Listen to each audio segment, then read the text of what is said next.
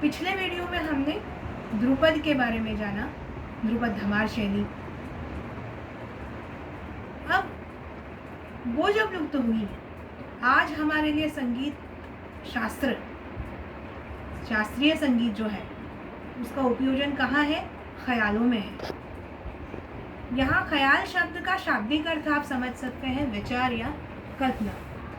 तो उस आधार पर ये कहा जाता है कि राग का स्वरूप कैसे रखा जाए, विलंबित ख्याल में कैसे रखा जाए, द्रुत ख्याल में कैसे रखे जाएं, बोल कैसे हों, सरगम किस तरह से रखी जाए, लयकारी कैसी की जाए, ये विचार कल्पना। जी हाँ, ये विचार कल्पना सही है, ये होनी ही चाहिए, क्योंकि शास्त्रीय संगीत जो है गायक की अपनी प्रतिभा पर बल देता है।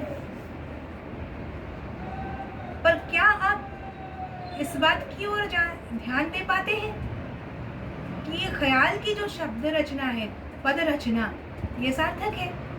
तराने की तरह दिर दिर तोम तनोम ओदानी तदानी जैसे शब्द नहीं है। भले ही हमको इतिहास में बताया जाता है कि ये फारसी और अरबी भाषा के पवित्र शब्द हैं, पर हम आप उसकी गहनता को, उसकी पवित्रता को नहीं समझ पाते हैं। तो हम स्वर लय का आनंद लेते हैं ऐसे शब्दों के माध्यम से, दिर दिरता ना ना ना दिरता ना दिरता ना, इस तरह से शब्दों का आनंद लेते हैं, स्वर का आनंद लेते हैं, वाद्य के झाला और उस तरह की चीजों समान। पर ख्याल के पद सार्थक हैं, उनमें अर्थ है। चाहे वो आप गायकी में गाए जाने वाले ख्याल लें या सिखाने वाले ख्याल। बहुत सी बंदिशों को हम ये कहकर छोड़ देते हैं, हाँ ये तो बच्चों को सिखाई जाती है, ये क्या गाना है। पर आप अगर ध्यान दें स्वर और शब्द रचना पर, तो आप पाएंगे कि ये बंदिशें जो हम प्राइमरी या बचकानी कहकर छोड़ देते हैं, ये वास्तव में हकीकत में बोलती हैं। जी हाँ, बोलती है। क्यों? कि जैसे शब्द हों ठीक उसी प्रकार से आप देखें स्वर गया है। कोई भी आप बंदिश उठा लें, भूपाली की साधारण ये बंदिश ले लें, नमन कर चतुर श्री गुरु चरणा, नमन कर चतुर श्री गुरु चरणा, तन मन निर्मल कर भव तरणा। क्या हम इस तरह से वाकई गाते या सिखाते हैं? तना मन निरामल कर भव तरणा। क्या रह गया इस बंदिश में? कुछ भी नहीं रह गया। वो बंदिश की जो रचना है, उसकी गंभीरता या कहिए उसका भक्ति भाव नहीं रह पाता। और इसमें से भी विलंबित ख्याल या बड़ा ख्याल, उसमें तो सबसे अर्थहानि होने की संभावना बनी रहती है, क्योंकि मात्राएं विलंब से ली जाती है। विलंबित शब्द का अर्थ आप देखें, दो मात्राओं के बीच का ठहराव बढ़ जाता है और इस बढ़ने से अंतर आ जाता है, शब्द कुछ खींच से जाते हैं। जैसे अगर हम लें कविता, मोहे मनावन आए हो सगरी रतियां किन सौतन संग जागे, तो इतने अच्छे से हम विलंबित ख्याल में नहीं रख पाते।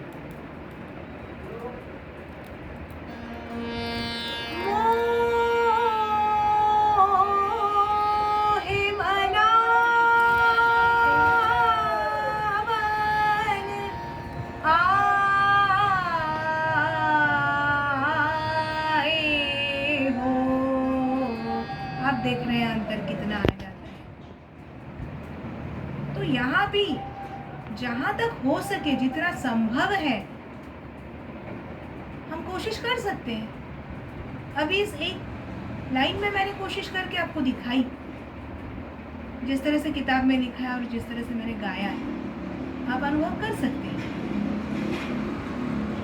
ऐसे ही अगर हम गायकी में कोई ख्याल गाते हैं, गायकी में तो जो कॉलम्स कहते हैं या तालिकाएं, उसका बंधन नहीं होता। हम लय को अति विलंबित कर देते हैं, यानी इस लय के 4 गुना और धीमा कर देते हैं, तो वहाँ हमारे पास शब्दों को रखाव जो है उसकी स्वाधीनता मिल जाती है, हमको आज़ादी मिल जाती है कि हम शब्दों को कैसे रखें। तो यहाँ हम अपनी कोशिशों से ये कर सकते हैं कि शब्दों को अर्थ के अनुसार, भाव के अनुसार सही सही रखें। और अगर थोड़ा सा भावप्रवण हम इन गीतों को, ख्याल गीतों को गाते हैं, तो स्वर लय के आनंद के साथ भाव का आनंद भी हम ले सकते हैं। अब आप कहेंगे कि संगीत विद्वान तो इसको साहित्य का विषय बताते हैं, भाव और अर्थ को संगीत बाह्य बताते हैं, पर आप समझ के देखिए, अगर संगीत बाह्य होता तो सार्थक शब्दों की रचना होती ही क्यों, पद रचे ही क्यों जाते। ख्याल नुमा तराना काफी था, पर ख्याल नुमा तराना हम जानते हैं कि इस तरह कितना चलन में है और कितना नहीं है। यहाँ हमारा उद्देश्य कहीं ना कहीं थोड़ा सा संगीत का प्रचार भी है। हम सब चाहते हैं कि शास्त्रीय संगीत जैसे हम पसंद करते हैं, लोग कोई इसको बुरी दृष्टि से ना देखें। तो जो लोग संगीत शास्त्र को नहीं जानते, उनके लिए क्या बचा है हमारे पास? उनके लिए हमारे पास कविता या भाव बचे हैं। ये राग बागेश्वरी, भूपाली, वादी, संवादी, इन चक्रों में कहाँ उलझेंगे लोग शास्त्र जाने बिना? तो उनको अगर हम अच्छी सी कविता दे देते हैं,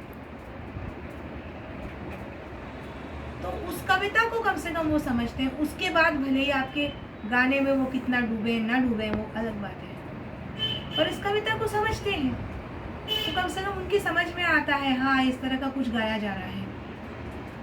यहाँ ठुमरी और इस तरह का अगर हम विचार करें उपशास्त्रीय शैलियों का, तो वहाँ हम भाव को समझकर बोल बनाव करते हैं, आलाप करते हैं, वहाँ लोग सुनते हैं। पर ख्याल न सुनने का एक कारण हमारे टूटे हुए शब्द है, और दूसरी हमारी मुद्राएं भी कई बार कारण बनती हैं। उनके तफसील में विस्तार में मैं नहीं जाऊंगी, क्योंकि वो काफ़ी बड़ा विषय है। पर थोड़ा सा अगर हम अपने गीत को, बंदिशों को समझते हुए भावपूर्ण रखें, तो मेरी समझ से इसका और प्रचार होगा। कम से कम अच्छे विद्वान श्रोता तो मिल ही जाएंगे। ये वीडियो आज जो कई भागों में आप तक लाया है, इसे आप सुने, समझें, शेयर या लाइक करें या न करें, पर कम से कम यदि एक भी कोई इस तरह से बंदिशों को समझता है, तो मैं समझूंगी मेरा प्रयास जो है सार्थक है। धन्यवाद।